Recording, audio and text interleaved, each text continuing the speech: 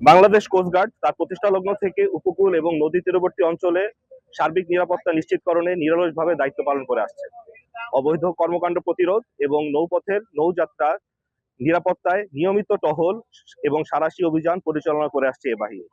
আসন্ন ঈদ উল ফিতর 2026 উপলক্ষে বাংলাদেশ কোস্টগার্ড পশ্চিম জোন খুলনা জেলার রূপসা, কয়রা, নলিয়ান, বাগেরহাটের জেলার মংলা, শরণখোলা এবং সাতক্ষীরা জেলার কৈখালীর গুরুত্বপূর্ণ লঞ্চ, খেয়া ও ফেরিঘাট সমূহে জননিরাপত্তা প্রদান সমূহের জন্য বিশেষ টহল, জননিরাপত্তামূলক মাইকিং, লিফলেট বিতরণ, সন্দেহজনক ব্যক্তি বা নৌযান সমূহে তল্লাশি এবং যাত্রী ব্যাগ স্ক্যান করা সহ অন্যান্য নিরাপত্তামূলক কার্যক্রম পরিচালনা করছে।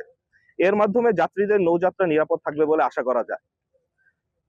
দুষ্কৃতিকারীরা যেন কোনো ধরনের নাশকতামূলক কর্মকাণ্ড পরিচালনা করতে না পারে, এর জন্য সদা তৎপর রয়েছে কোস্টগার্ডের প্রতিটি সদস্যবৃন্দ।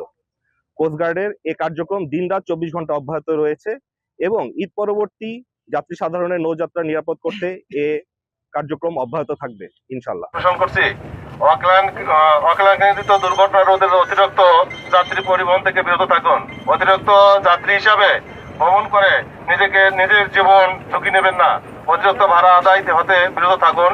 লঞ্চের সাথে যাত্রী হিসাবে অবস্থান করবেন না। সর্বদা যানমালের নিরাপত্তার বিষয়ে সজাগ থাকুন। পতন এবং লঞ্চে ধীরে এবং শৃঙ্খলাভাবে সাধারণত চলাচল করুন। বৃদ্ধ এবং মহিলা শিশুদের বিষয়ে যত্নবান হন।